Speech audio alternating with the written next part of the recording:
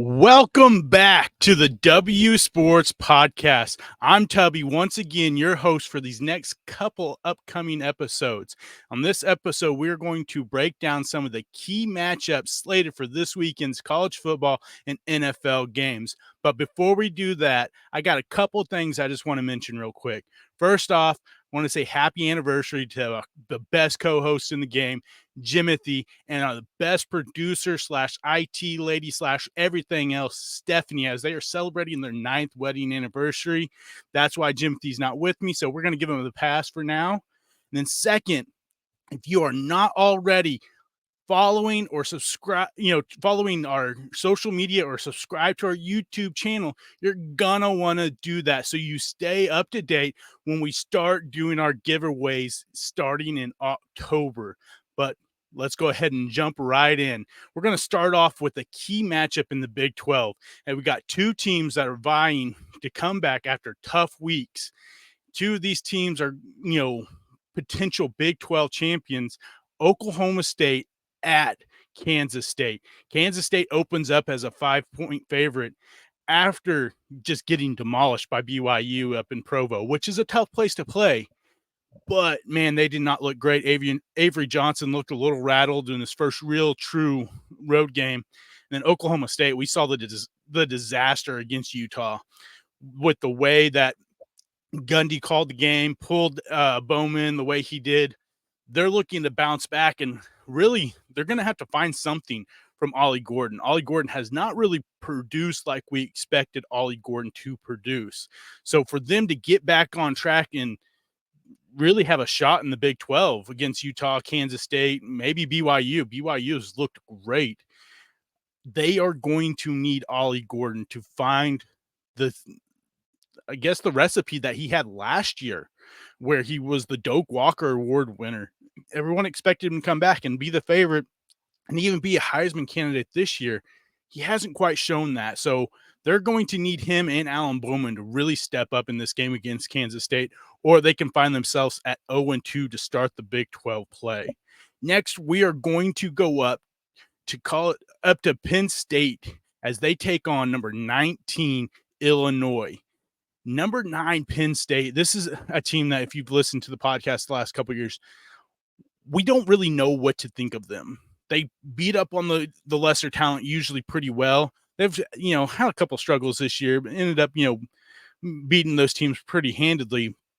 But this is their first real test, and them being 18-point favorites against Illinois team that has played pretty good this year.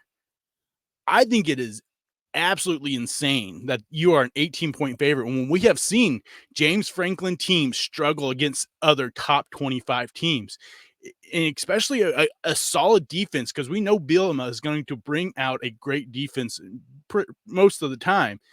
So I think for them, giving them 18 points against Illinois is pretty crazy, especially with we're not quite sure what to think of Drew Aller. He's played good, and then he's played bad at times. So I think 18-point favorite is very generous. And honestly, if I'm a betting man, I'm taking that plus 18 if I'm Illinois. Or, if I'm betting, taking that plus 18 for Illinois.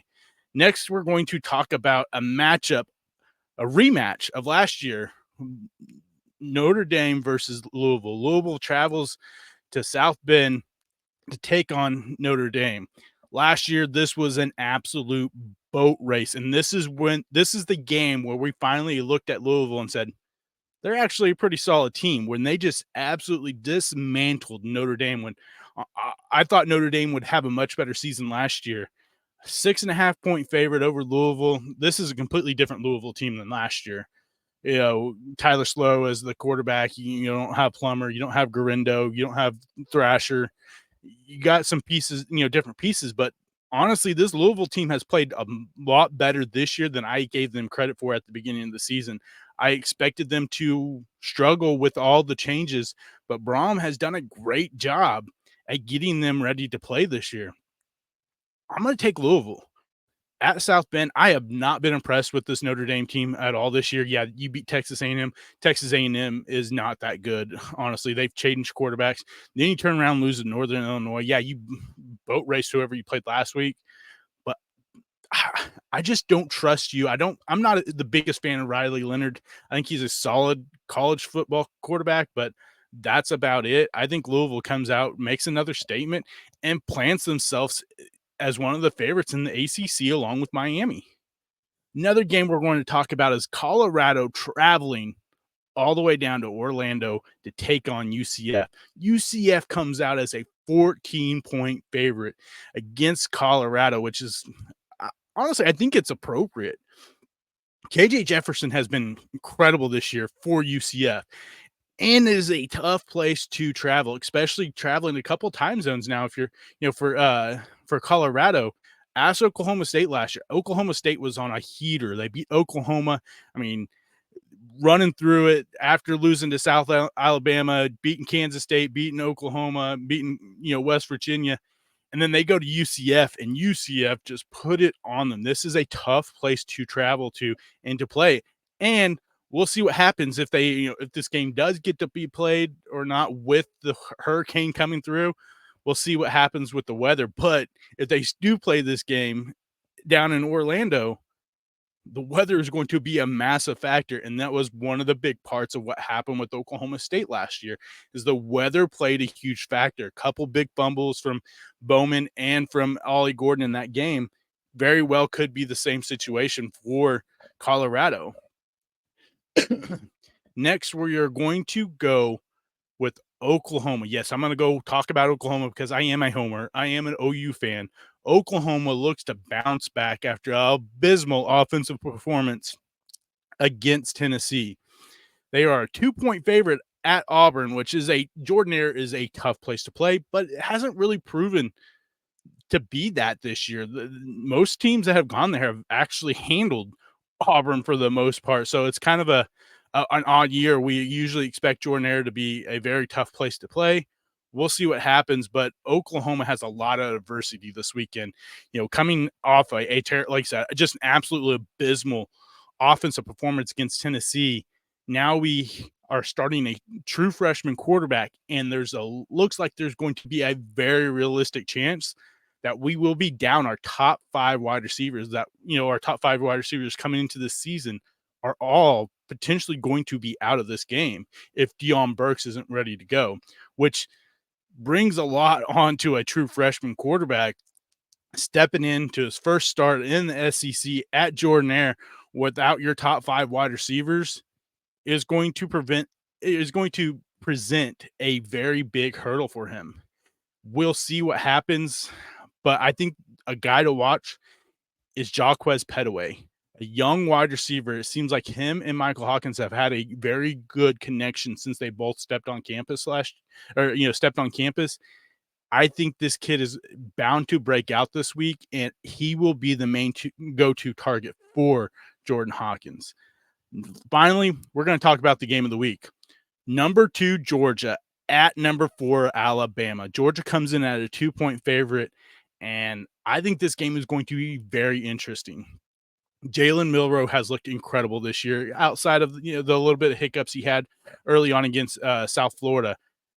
This is a matchup that we potentially see at the SEC championship and maybe national championship if Alabama is able to stay on it. I'm going to go ahead and take Georgia in this game.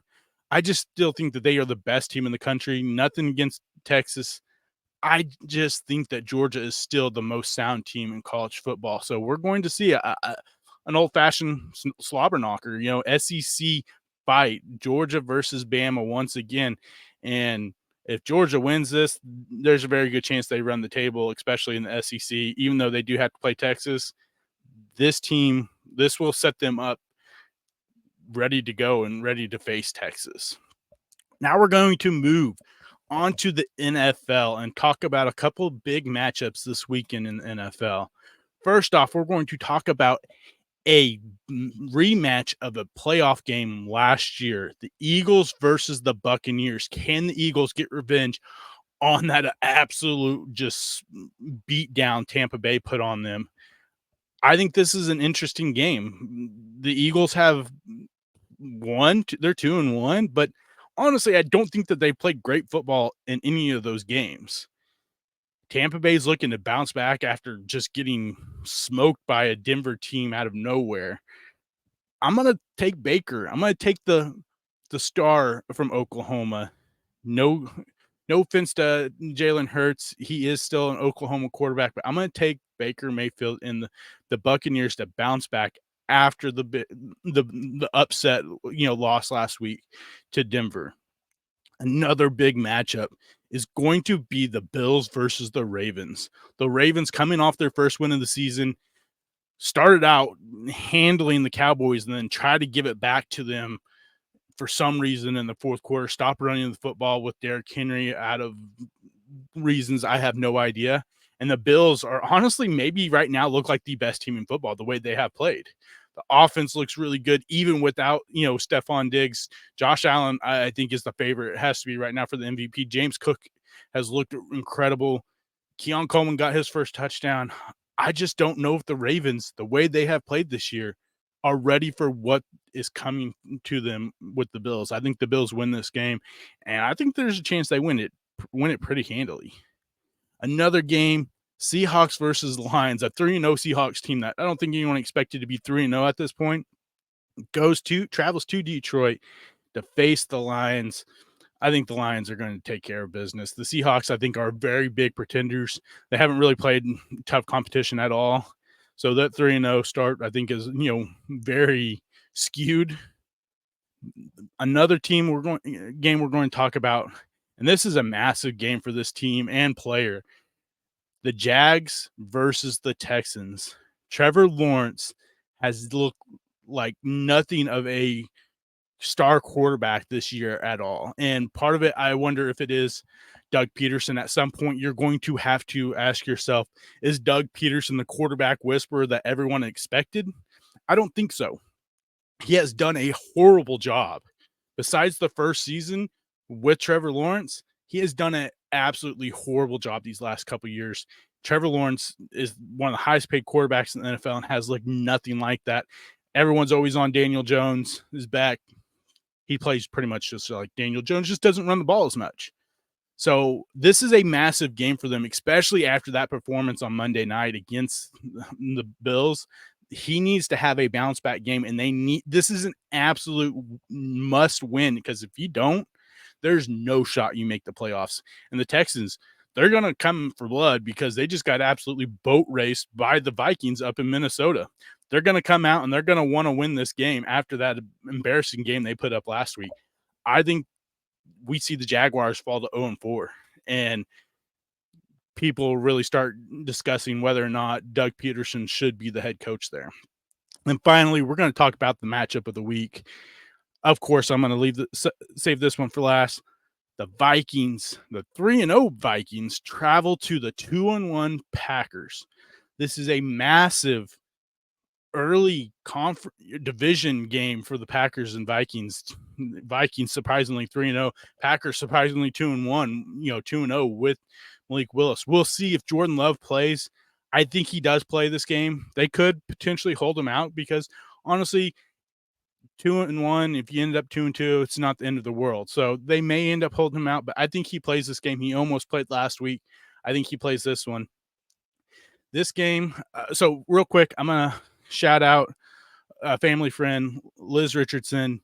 She was on me last week after I downplayed how the chance that the Vikings had against the Texans. She was all over me, especially afterwards. They're on me. And so I just want to say real quick, I'm sorry that I'm doubling down and the Packers are just going to stomp a mud hole in the Vikings in Green Bay this week. There, I said it, all right? But if Jordan Love plays, I think they absolutely win this game. So that's it. That's the episode. It is a quick episode, just a little recap of what was going on. But before we go, just remember to subscribe to the YouTube channel to make sure you are entered in for the giveaway coming in a couple weeks. The announcement will come in the next couple weeks in October. And just remember, you just got to listen. See ya!